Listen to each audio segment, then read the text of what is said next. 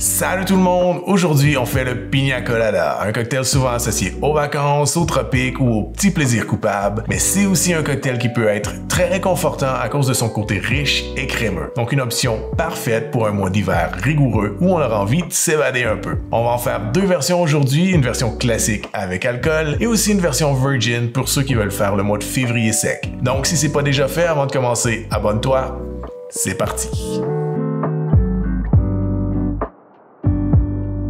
Le Piña Colada aurait été créé en 1954 à Porto Rico par un barman du nom de Ramon Morero. À l'hôtel où il travaillait, on lui aurait demandé de créer un cocktail qui représentait Porto Rico, et pour lui, c'était ananas et coconut. Pendant un bon moment, le cocktail était servi virgin, en fait c'est comme ça qu'il l'a créé, parce qu'il travaillait dans un hôtel très touristique avec beaucoup de familles, et il voulait pouvoir servir le cocktail à tout le monde. C'est simplement après un certain temps que quelqu'un lui aurait suggéré d'ajouter du rhum dans sa recette, ce qui rendrait le drink encore meilleur, et voilà comment est né le Piña Colada tel qu'on le connaît aujourd'hui. Il y a beaucoup de façons de faire le Piña Colada, il n'y a pas vraiment de recette précise, il y a même différentes techniques qui sont utilisées. Il y a des gens qui vont utiliser un blender, des gens qui vont utiliser de la glace pilée. Aujourd'hui, je vais tout simplement vous partager une de mes façons préférées de faire le cocktail. Aussi, comme vous l'avez compris dans la brève historique du cocktail, comme il a été créé virgin, pour moi ça fait une option parfaite pour des cocktails sans alcool. Donc pour les ingrédients, on va avoir besoin de rhum. Dans la plupart des recettes, les gens vont utiliser un rhum blanc, un rhum non vieilli pour le Piña Colada. Personnellement, je trouve qu'il n'y a aucun problème à utiliser un rhum légèrement âgé. Ça va ajouter un peu de complexité, un côté vanillé au cocktail et c'est vraiment très bon. Ensuite, on va aussi avoir besoin de jus d'ananas. Et utiliser un jus d'ananas frais pour moi fait une énorme différence dans ce cocktail, donc je vous le recommande vraiment. Ensuite, on va avoir besoin de sirop de coconut, qui est tout simplement fait avec moitié sucre, moitié lait de coco. On mélange pour dissoudre le sucre, on embouteille, et voilà comment on fait le sirop de coconut.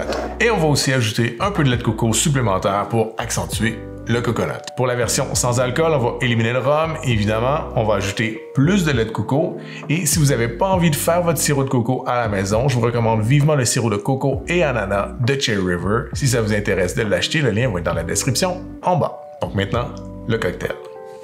On va faire le cocktail au blender aujourd'hui. Je pense que c'est un must pour le Piña Colada. Au niveau de la texture, c'est difficile de faire mieux, mais si vous n'avez pas envie de sortir le blender, si vous préférez le faire au shaker, vous pouvez aussi avec la glace pilée. Ça va être aussi délicieux. Donc pour la recette, on va commencer avec 2 onces de rhum ambré Cherry River, 1 once de sirop de coco, 1 once de lait de coco,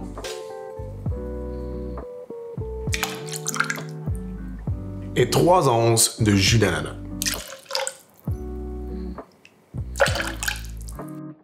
Ensuite, on va ajouter environ 200 g de glace. Si vous n'avez pas envie de peser votre glace, c'est environ 7 cubes de 1 pouce par 1 pouce. Donc, je vais y aller avec une petite balance. On ajoute la glace. Et ensuite, on blende jusqu'à ce qu'on obtienne une texture parfaitement lisse.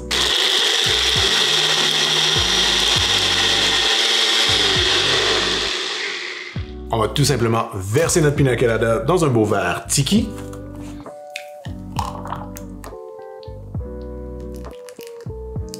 Pour la déco, on va simplement ajouter 2 belles feuilles d'ananas, une cerise à cocktail sur un pic, une paille, et voilà comment on fait le Piña Colada. Cheers! Donc, comme je le disais, pour moi, pour faire un Piña Colada exceptionnel, la clé, c'est d'utiliser un jus d'ananas fraîchement pressé. De cette façon-là, le goût est sans pareil. On va aussi avoir une belle acidité naturelle qui va balancer la richesse du coconut et du sirop de noix de coco. Vraiment, c'est un cocktail fabuleux. Maintenant, on va faire la version sans alcool, comme je vous l'ai promis avant. Une dernière gorgée, parce que comme je le disais, c'est un plaisir coupable. C'est bon.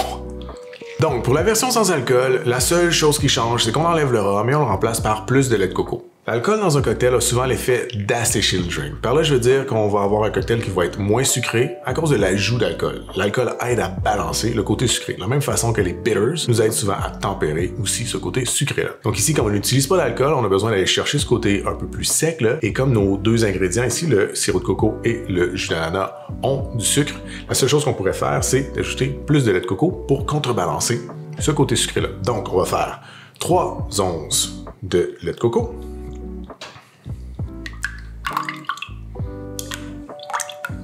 3 onces de jus d'ananas, et un once de notre sirop de coco.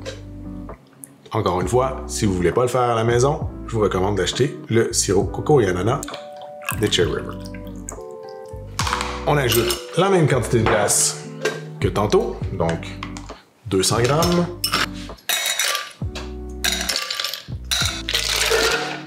Et encore une fois, on blende jusqu'à ce qu'on obtienne une texture parfaitement smooth.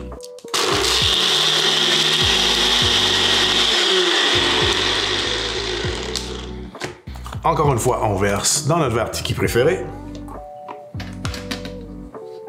On peut utiliser le même type de garnish. Et voilà, le pina colada sans alcool. Cheers! Donc encore une fois, on a un cocktail qui est très riche au niveau des textures, mais qui est très rafraîchissant au niveau des saveurs. Le fait qu'on a utilisé un jus d'ananas fraîchement pressé, ça nous donne une belle acidité qui contrebalance le sirop de coco. Et le fait qu'on a utilisé 3 fois plus de lait de coco, ça fait de cet ingrédient-là la star du cocktail, mais on a quand même le jus d'ananas avec son côté fruité qui vient vraiment prendre sa place dans le drink pour un cocktail sans alcool très réussi. Donc voilà, ça fait le tour aujourd'hui pour nos 2 cocktails, le pina colada avec et sans alcool. J'espère que vous avez apprécié. Laissez un thumbs up si c'est le cas. N'oubliez pas de vous abonner avant de partir. Et sur ce, je vous dis à très bientôt. Cheers.